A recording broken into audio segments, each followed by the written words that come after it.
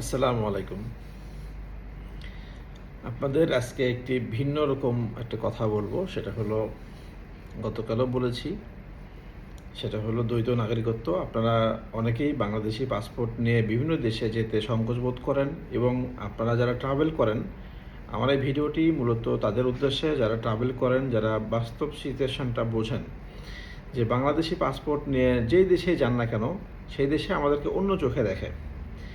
মানে আপনি যে বাংলাদেশি একজন রিয়েল ট্রাভেলার, আপনার যে পয়সা আছে অনেক, এটা তাদের হেডেক নেই। তারা মনে করে যে আপনার সবুজ পাসপোর্ট, আপনি মনে হয় একটা গরিব, একটা দারিদ্র দেশ থেকে আসছেন।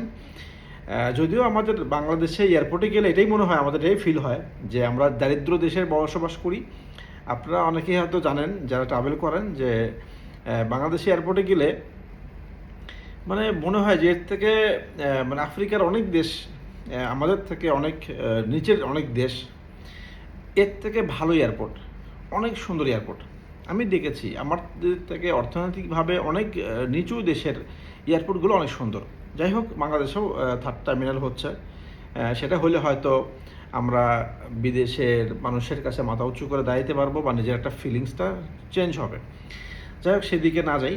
তো আমাদের পাসপোর্টগুলো দেখলেই তারা বিদেশি মানুষরা, বিশেষ করে যেমন মালয়েশিয়া এয়ারপোর্ট বলেন, অনেক এয়ারপোর্টই বলেন, দু একটা দেশের কথা মানে বলে তো লাভ নেই, মানে ম্যাক্সিমাম দেশেই আমাদের পাসপোর্ট দেখলে চোখ ঘুরায় নেয়, মুখ ঘুরায় নেয়, সন্দেহ চোখে দেখে। আমরা মনে হয় গিয়ে সেখানে অবৈধ অভিবাসী হয়ে যাব বা ব্যাক করব না। আমাদের পাসপোর্টের অনেক ট্রাভেল হিস্ট্রি আছে, তারপরেও আমাদেরকে অন্যভাবে দেখে। তো আমাদের মধ্যে যারা পয়সাওয়ালা আছেন, অনেক টাকার আছে, এনাফ টাকা আছে, অনেক টাকা বলতে এনাফ টাকা আছে যে আপনারা দ্বৈত নাগরিকত্ব চান, যে ভালো কোনো কান্ট্রির পাসপোর্ট চান যেখানে আপনারা ভিসা ফ্রি অ্যাক্সেস পাবেন বা পাসপোর্টের ভ্যালু বাড়বে, আপনার ডিমান্ডগুলোও মানে গ্রো করবে, সেক্ষেত্রে আপনাদের জন্য বেস্ট অপশন হলো ক্যারিবিয়ান কান্ট্রির পাসপোর্ট। ক্যারিবিয়ান কান্ট্রির মধ্যে ডোমিনিকান রিপাবলিক, এই দেশের পাসপোর্টের ভ্যালু অনেক বেশি, 142 কান্ট্রিজ ভিসা অ্যাক্সেস পাওয়া যায়, ভিসা ফ্রি অ্যাক্সেস পাওয়া যায়। এর মধ্যে মানে টপ কান্ট্রিগুলোই এর মধ্যে আছে। আপনারা অনলাইনে দেখে নেবেন, আমি ডিসক্রিপশনে এইগুলো কোন কোন দেশ ভিসা ফ্রি সেগুলো ডিটেলস জানাবো ইনশাআল্লাহ।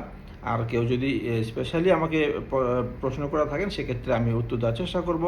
তো অবশ্যই আমি বলেছি বরাবরই যে আপনারা যদি আমাকে ডিরেক্টলি আমার অফিসে কথা না বলে আমার সাথে কথা বলতে চান, বিশেষ করে দ্বৈত নাগরিকত্বের ক্ষেত্রে আমার সাথে যদি কথা বলতে চান, সেক্ষেত্রে আপনার ডিটেলস এবং আপনার বর্তমান স্ট্যাটাসটা দেবেন। দেন আপনি আমার নাম মেনশন করবেন যে এমডি নুরুন নবী, ওনার সাথে কথা বলবো। তাহলে এবং আপনার সাবজেক্টটা কী, মানে কী বিষয়ে জানতে যাচ্ছেন, তা এটা যদি মেসেজ দেন, এটা দেখবো এবং আমি সেটা ক্ষেত্রে রিপ্লাই দেওয়ার চেষ্টা করবো ইনশাল্লাহ, বা কথা বলবো ডিরেক্টলি। প্রথমে মেসেজে কথা হবে, এরপরে ডিরেক্ট কথা বলবো।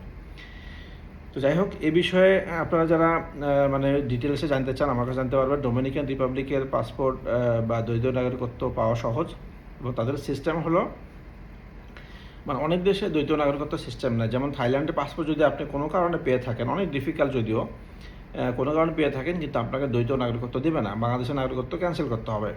কিন্তু ডোমিনিকান রিপাবলিক এর পাসপোর্ট যদি আপনি নেন বা রেসিডেন্সি যদি নেন, পার্মানেন্ট রেসিডেন্সি, সেক্ষেত্রে আপনার দ্বৈত নাগরিকত্বের সুযোগ আছে। বাংলাদেশের পাসপোর্টটাও রাখতে পারবেন, দেন আপনি ওই ওই দেশের পাসপোর্ট যেটা আপনি চাচ্ছেন সেটাও রাখতে পারবেন। সো এটা খুবই গুরুত্বপূর্ণ।